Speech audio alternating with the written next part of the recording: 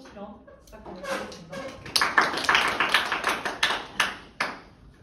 저희 이번 시간에는 왕자의 난의 결과보다는 이방원이 왜 왕자의 난을 일으킬 수밖에 없었는지, 그리고 이방원의 입장에서 그의 삶과 그리고 그의 정치적 입장을 중심으로 살펴보는 시간을 간단하게 가져보도록 하겠습니다. 먼저 이방원의 가계도인데요. 이방원은 이성계의 신임왕후 한씨의 5번째 아들입니다. 그리고 이복동생은 이방본과 이방석이 있고요. 아들들이 좀 많아서 이방원에게는 정치적으로 견제해야 할 대상이 좀 많았다라는 것을 인지하고 넘어가도록 하겠습니다. 태조실록입니다. 강씨도 또한, 여기서 말하는 강씨는 이성계의 2번째 부인을 말하는 것이고요. 강씨도 또한 기이하게 여기서 사랑하니 태종 또한 희성을 당하였다. 이게 무슨 말이냐면 태종이 이방원이죠. 이방원이 8살 때 당시 고려의 수도 어딘지 아시는 사람? 네? 하영이? 어디였죠? 고려의 수도? 맞아요. 개경이었죠. 오늘날도 서울에서 가장 교육이 막 뜨겁고 그러잖아요. 고려도 똑같았어요. 고려에서도 가장 핫한 교육의 메카가 개경이었거든요. 그래서 이성계는 무신으로서 본인 집안에도 문을 갖춘 인재가 태어났으면 좋겠다는 마음에 가장 총명했던 이방원을 개경으로 유학을 보냅니다. 근데 그 개경에 살고 있던 아내가 바로 2번째 아내였던 강씨였거든요. 그래서 태종 이방원은 8살 때부터 강씨랑 함께 살게 됩니다. 그래서 둘의 관계는 매우 돈독했다고 해요. 왜냐하면 강씨가 잘 챙겨주고 해서. 그렇게 열심히 공부를 한 이방원은 과거에 합격을 하게 됩니다. 그에 대해서 기뻤던 태조에 관한 사료가 바로 2번째인데요. 제학에 임명되니, 제학이라는 것은 바로 정상품에 해당하는 관직의 이름입니다. 제학에 임명되니 태조가 매우 기뻐하여 사람을 시켜 관교 일기를 2~3번에 이르렀다. 관교라는 것은 임명장인데요. 그러니까 이방원이 받아온 성적표를 마을 사람들한테 보여주면서 봐라 우리 방원이가 이랬다는 내용입니다. 아무튼 이렇게 이방원은 엄마 아빠의 사랑을 듬뿍 받으면서 어린 시절을 보냈습니다. 아까도 말했듯이 이성계는 본인 집안에 문을 갖춘 사람이 나타나길 바랬기 때문에 그러한 이방원을 두고 내 뜻을 이룰 사람은 반드시 너일 것이다 라고 말을 하기도 했다고 합니다. 이런 와중에 이방원의 집안에 위기가 닥칩니다. 바로 미화도 회군인데요. 미화도 회군은 다들 알다시피 태조 이성계가 미화도에서 회군한 사건을 말하는 것이죠. 이것이 왜 위기였냐면, 지금은 저희가 다 알잖아요. 성공했다. 그래서 조선이 건국되었다. 하지만 당시에는, 여러분 혹시 서울의 공 보셨나요? 네. 거기서 황성민이 대사를 하죠. 실패하면 아니요. 그쵸. 성공하면 혁명 아닙니까? 그쵸. 이거 똑같았던 것입니다. 이방원도 혹시나 실패하게 되면 본인들의 가족이 다 몰살당하고 본인까지 죽을 위기에 처했다는 걸 알았기 때문에 이때 이방원은 아버지가 회군했다는 소식을 듣자마자 바로 어머니를 구해야겠죠. 근데 본인에게는 어머니가 2명이 있잖아요. 여러분들이 어머니라면 본인의 친모인 한씨가 계시는 포천으로 가실 건가요? 아니면 본인 어릴 때부터 길러준 의붓 어머니 강씨가 계신 개경으로 가실 건가요? 한 명만 들어볼게요. 저랑 눈이 마주친 희은님. 네? 희은 학생. 저는 길러준 어머니한테 갑니다. 그럴 수 있어요.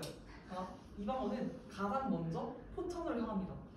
포천으로 가서 친모를 구한 다음에 바로 또 개경으로 달려가서 모두를 구했다고 합니다. 거기서 또 군사를 맡고 하느라 공이 컸다고 해요. 이성계 입장에서. 이성계가 네, 아무튼 미화도 회군을 성공한 이성계는 조선 건국을 앞에 두게 되는데요.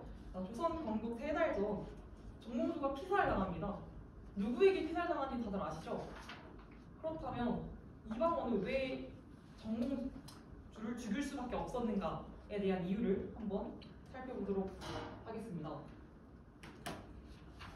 여러분 또 알다시피 이성계는 급진 개혁파였고 정몽주는 그에 반대되는 온건 개혁파였잖아요. 그러다 보니 이성계 측과 정몽주 측의 갈등이 워낙 심화됐었다고 합니다. 그래서 이성계가 몸을 낙마사고를 당해서 본인의 고향인 동북면에 요양을 하던 사이에 정몽주가 이때다 해가지고 이성계의 측근들과 그의 가족들을 멀리 유배를 보내고 죽이려는 시도가 있었다고 해요. 그러면 이방원 입장에선 이걸 두고 볼 수 있었을까요? 두고 볼 수가 없었습니다. 두고 볼 수가 없어서 얘를 먼저 내가 쳐야겠다 라고 생각해서 정몽주가 이성계의 병문안을 다녀온 사이 바로 철퇴로 살인을 저질렀던 것이죠. 이것은 이방원이 태조에게 내가 이 정몽주를 죽였습니다 라고 고하고 나서 이성계의 심정이 담긴 사료인데요. 유현 학생 읽어볼까요? 내가 사약을 마시고 죽고 싶은 심정이다. 너무나 적나라하게 드러나 있죠. 죽고 싶은 심정이다. 이 말은 이성계는 정몽주를 죽이기를 원하지 않았다는 것이잖아요. 이성계는 또 그러면 왜 정몽주를 살려주려 했느냐를 알아보자면 당시 정몽주는 고려의 대학자로서 이성계가 새로운 나라를 건설하는데 꼭 같이 함께 가고 싶어 했던 인물 중 한 명이라고 해요. 그런 인물을 본인의 아들인 이방원이 죽여버리니 이러한 심정이 아니었을까라고 생각을 해봅니다. 그렇게 조선이 건국이 되고 이성계는 건국 공신들에게 관직을 내리는데요. 이때 당시 본인의 첫 번째 부인이었던 한씨는 돌아가셔서 없었던 상태였기 때문에 경처였던 두 번째 부인이었던 강씨가 최초의 왕비가 되고요. 그리고 이방관은 정3품에 해당하는 관직, 그리고 이방관에게는 마찬가지로 정3품에 해당하는 관직을 수여했습니다. 그렇다면 이방원에게는 어떠한 관직을 수여했을까요? 바로 이성계는 관직을 내리는 대신 여기 지도에 제가 초록색으로 밑줄 쳐놓은 이성계의 고향인 동북면에 가서 본인의 조상들에게 제사나 지내고 있으라 꼭 명을 받았다고 합니다. 그때 이방원의 심정은 어떠했을지 여러분들 잠깐 생각만 해보시고요. 이렇게 중앙 정계에서 물러나게 내쳐지게 된 이방원을 두고 이 중앙 정계에서는 정도전과 남은 등은 권세를 마음대로 부리고자 하여 어린 서자, 그러니까 이복 동생입니다. 이방석을 꼭 세자로 세우려고 하였다라는 것은 라는 사료의 내용을 통해 알 수 있는 것이 이 정도전은 재상 정치를 꿈꿨잖아요. 그렇기 때문에 어린 이방석에게 재상 교육이 아닌데요. 왕세자 교육을 계속 시키면서 그렇게 재상이 중심이 될 수 있는 정치를 꿈꿨다고 합니다. 그래서 지금 일이 막 장성한 이방원보다는 이방석을 세우고자 중앙정계에서는 이런 움직임이 있었던 것이죠.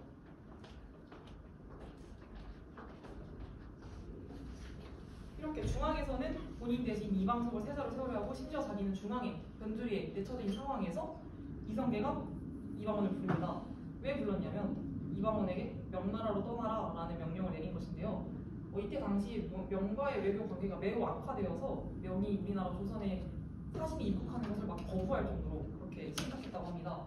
이 와중에 이성계가 이방원을 불러서 명을 내렸다. 그렇다면 이방원의 입장에서는 지금 나를 써주지도 않으면서 내가 심지어 가면 죽을지도 모르는데 내가 여기를 가라? 라고 고민이 되었겠죠. 혹시 여러분들이라면 가시겠습니까? 안 가시겠습니까?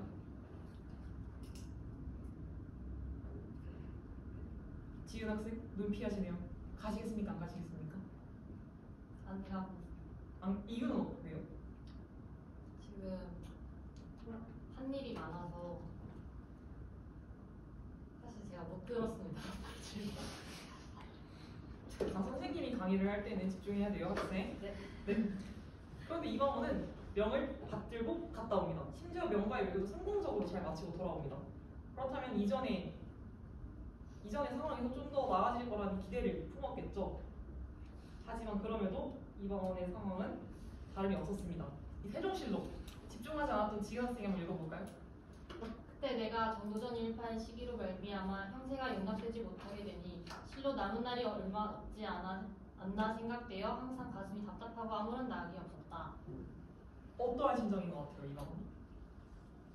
읽었을 때. 답답하네요. 그죠, 답답하죠. 얼마나 답답했겠어요. 아버지가 막 시키는 거 다 하고 그래도 하기 위해서 했던 것인데는 이방원 입장에서고요. 아무튼 지은 학생이 잘 유추해준 대로 막 답답했을 겁니다. 이 와중에도 계속 정도전쟁의 세력을 부장해제시키려 했는데요. 그 시도 중에 하나가 바로 사병혁파입니다. 사병이란 개인이 부리는 군대를 말하는 것인데 이를 없애버림으로써 먼저 반대파를 무력화시키고자 했던 것이죠. 정도전쟁의 일파가. 근데 이것을 이방원이 참을 수가 없었죠. 왜냐하면 이방원이 가진 무언가를 뒤엎을 수 있는 카드 중에 하나가 바로 사병인데 이것을 없애려 하니까요.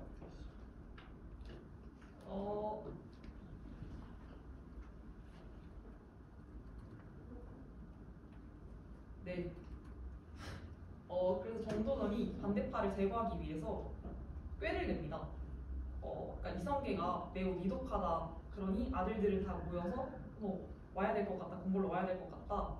라고 소식을 전해서 오면은 미리 준비시켜둔 군대를 통해서 아들들을 다 살해버리려는 계획을 가지고 있었다고 하는데 근데 그 와중에 정도전의 측근이었던 이모라는 사람이 그것을 이방원에게 밀고를 합니다.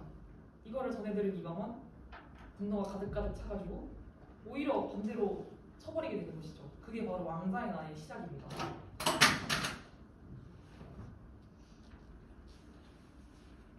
네. 그렇게 왕자의 날이 됐고요. 이방원이 왕이 되고 본인은 엄청 반대했던 사병혁파를 본인이 왕이 되자마자 실시합니다.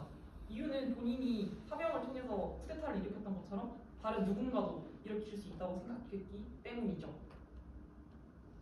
네. 혹시 여러분들이 이방원이었다면 이방원처럼 왕자의 날을 일으켰을 것 같은지 아니면 동국면에 내쳐진 채로 본인의 분순 이런 것이거나 받아들이며 살았을지 한번 생각을 해보시면 좋을 것 같습니다. 감사합니다.